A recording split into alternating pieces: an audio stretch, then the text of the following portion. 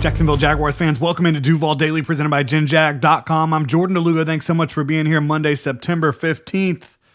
Jaguars still got a bad taste in my mouth after that one the morning after, man. Jaguars versus Bengals. Jaguars fall in Cincinnati 31-27 against the Cincinnati Bengals. And Ryan O'Halloran put it very well in his tweet. The come from ahead loss to the Bengals. And the Jaguars were ahead, pretty much the whole game. They had it in the bag. If they made a couple more, there are probably like 10 plays in this game where it's like, if they made that play, they would have won the game, right? But right now, we're going to get into my top takeaways from this one. Really appreciate y'all being here supporting the channel. If you enjoy the content, please like and subscribe and let me know your top takeaway in the comment section below. You can also check out GenJag.com, pick up some new Duval gear, help support us further, look good while doing it, right? So number one takeaway is still the Brian Thomas Jr. situation. 12 targets, 4 catches.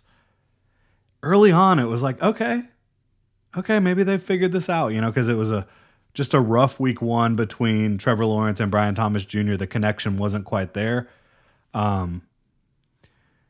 Things deteriorated very quickly.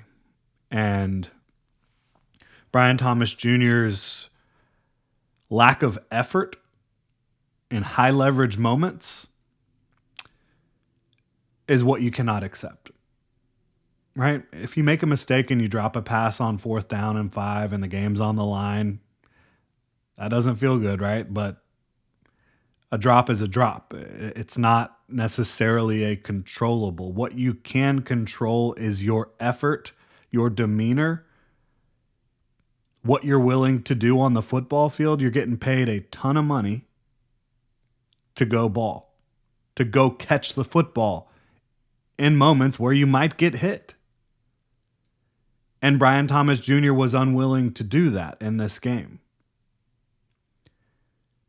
I don't want to speculate on the future of this situation. I don't know what the future holds. I am interested to hear what Liam Cohen has to say about this at 1 p.m. today.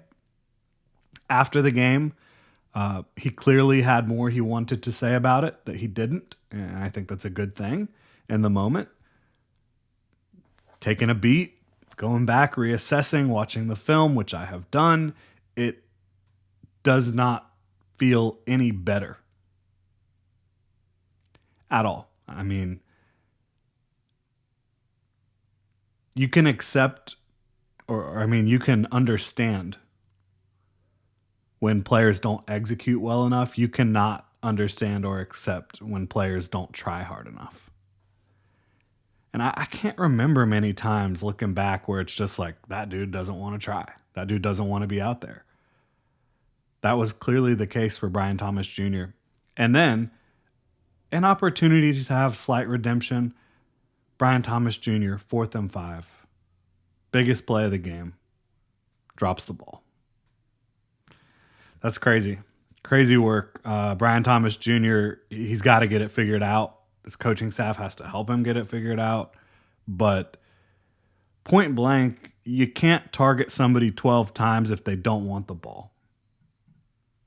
So that's where I'm at still, next day with Brian Thomas Jr. I am still actually very encouraged, though, where this team is headed, this organization is headed.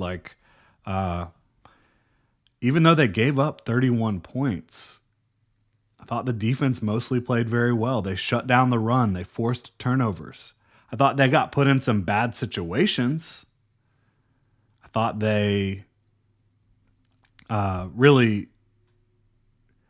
was one major issue with the defense, and it was an issue that, again, there's a bunch of things here today where it's like, okay, if they did that a little bit better, you win the game.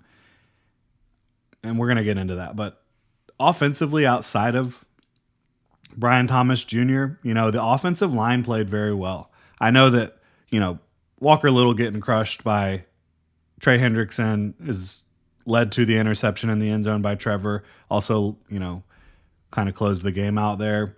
But overall, Trevor Lawrence had 43 attempts in this game. He was only sacked once, and he had mostly very clean pockets.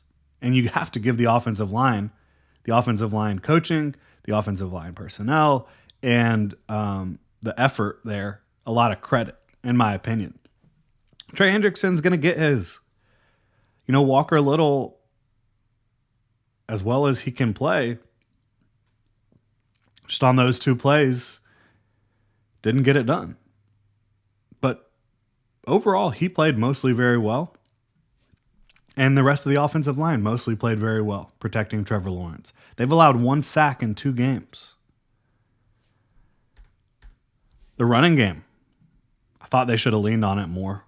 27 carries as opposed to 43 throws. I mean, that is not balance, especially in a game where you are winning the entire game. 27 attempts, 139 yards on the ground, 5.1 yards per carry. Look, Travis Etienne was excellent once again. I thought Bashal Tootin was even better. LeQuint Allen. It was a very good rushing performance by the Jaguars. De'Ami Brown had another jet sweep. Receiving, most of the guys were getting it done consistently. I mean, Parker Washington was the most effective receiver by far. De'Ami Brown had some very nice plays, 5 for 57. Also had a drop.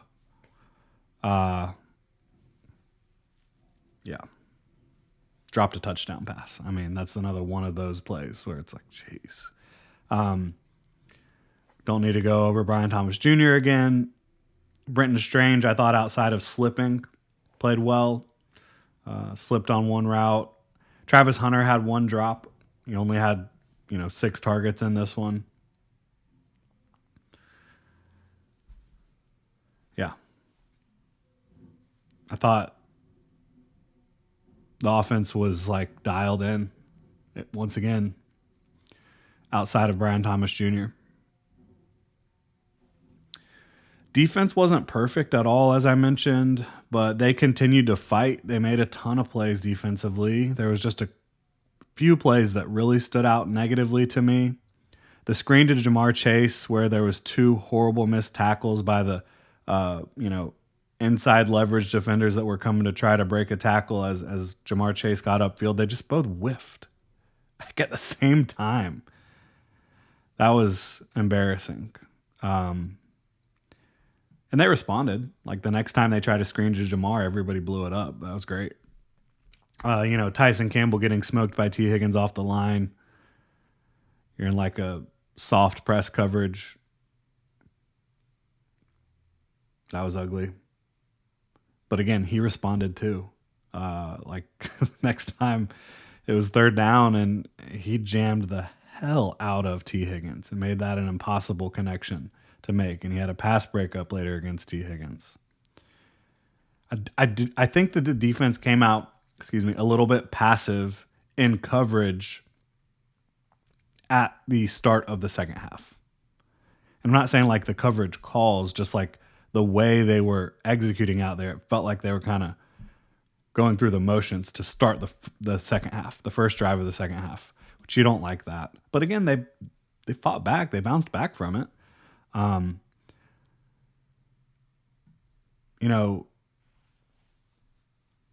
Tyson Campbell, he just can't go one-on-one with Jamar Chase. I mean, when he was one-on-one with T. Higgins outside of giving up a 42-yard touchdown, easy touchdown, he was very good. They basically shut T. Higgins down outside of that.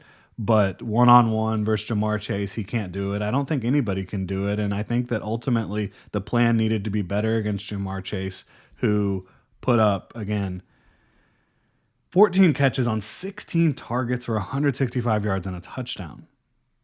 They simply could not cover him one-on-one. I think that they needed to have a different plan against Jamar Chase. I don't have to get paid to come up with that plan. Or I don't get paid to have to come up with that plan, which I'm very thankful for. Jamar Chase is unbelievable.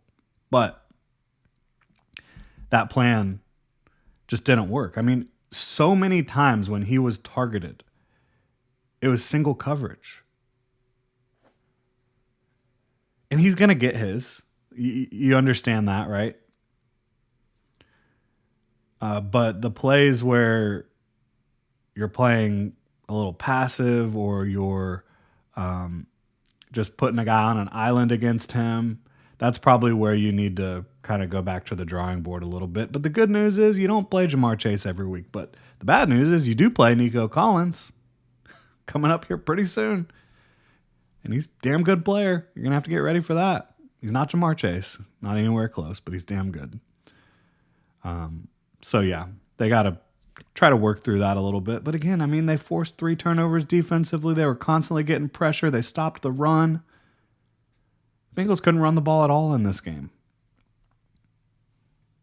They really couldn't do anything besides just target Jamar Chase. Honestly. Nothing else was effective or efficient consistently.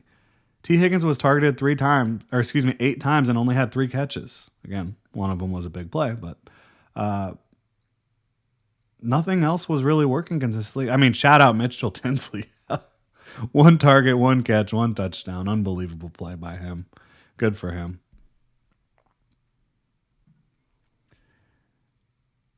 Does Travis Hunter need to be wide receiver 1 and cornerback 1? That's a question I'm having right now. Maybe. Maybe. He played a lot more in this game. He had 42 offensive snaps, 43 defensive snaps. Got to continue to get those numbers up, I think.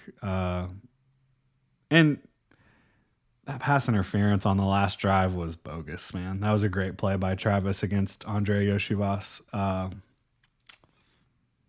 It sucks. But you can't let this game define you. This loss define you. You have to be able to go back to the drawing board, continue to improve on what was really good, which there was a lot really good, and continue to work on what wasn't good enough, which there was some of that too. Drops were an issue once again. Travis Hunter dropped a pass. De'Ami Brown dropped a easy touchdown pass. I mean, that was perfect. It was perfect. Brian Thomas Jr. dropped the pass of the game, and then Alligator armed it several other times. I'll say this. As happy as I want to be about the offense and their ability to put up yards and score points, I don't think they've played a real defense yet. That's going to change next week. So we'll find out real quick. The Panthers defense is nothing. The Bengals defense isn't very good either. I really do feel that way. I think the Bengals defense is a little bit better than the Panthers. But Texans defense is a lot better than either of these two teams' defenses. I'll tell you that for sure. Those are my top takeaways. They still got to prove it against a big-time defense next week offensively. The plan against Jamar Chase wasn't good enough. Brian Thomas Jr. got to figure that situation out. And everything else was pretty solid. So let me know what you think in the comment section below. If you enjoy the content, please like and subscribe. Y'all try to have a good one.